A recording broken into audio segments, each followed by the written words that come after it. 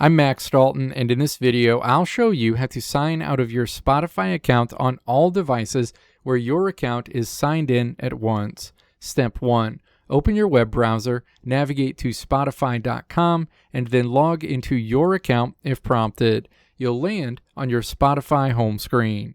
Step 2.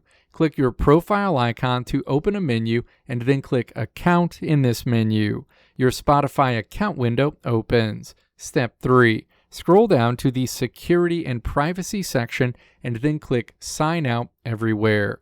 The associated screen opens, letting you know that moving forward will log you out of Spotify everywhere you're logged in, with the exception of partner devices like speakers, game consoles, and TVs. For those, you need to go to spotify.com/account/apps and choose to remove access from those associated items. Step 4. Click Sign Out Everywhere. You'll be signed out of your Spotify account immediately on all devices. If you are worried that someone else has unauthorized access to your account, it's also a good idea to change your password immediately after signing out everywhere.